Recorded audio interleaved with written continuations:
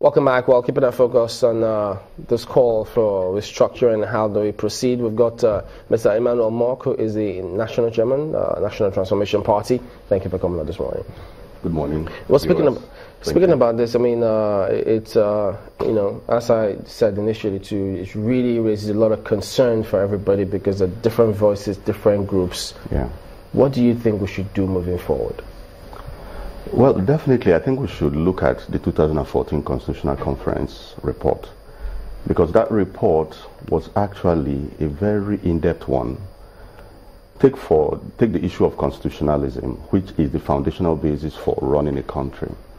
At that conference, the committee that looked at constitutional issues called up all the constitutions that Nigeria has had from time and tried to synthesize the best things out of it.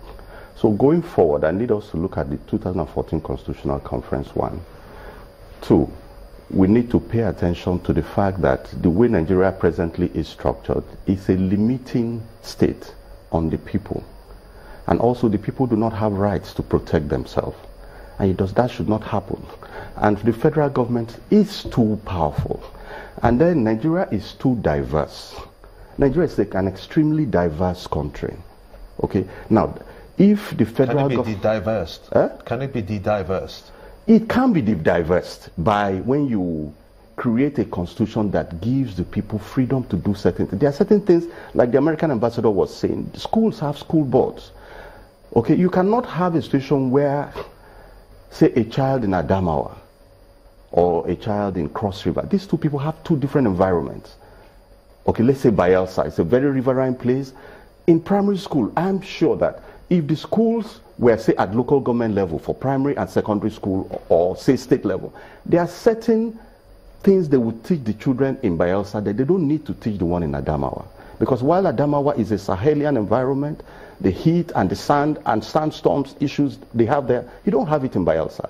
Bayelsa, you have flood issues, you have cholera, and the fact that clean water is very important. So schools must teach health and all of that. These things are different.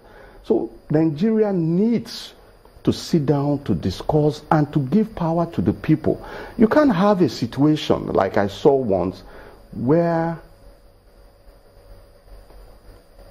let me not say someone, it's a common thing all over the place. You can't have a situation where the security of farmers is such a jeopardized thing that farmers really don't go to the farm anymore. Many young people doing well don't allow their parents to go to the farm. Meanwhile, farming is the main source of food for 80% of the population. They don't go to the farm because maybe they will die there, maybe they will be raped there, their farms can be destroyed, all their money can be destroyed. That's security concerns. Yes, and then the village cannot find a way to protect the farms, protect the farmers. Do you understand? So we need to sit down, we need to discuss, we need to find a way to devolve powers.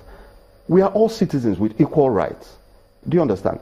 And so restructuring that is in the air is the only sane way to keep Nigeria.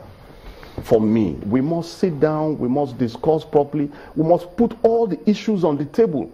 Our religious diversity, which are very strong, our business and economic differences, our lifestyle differences. Some people, by religious beliefs, the woman should be fully covered.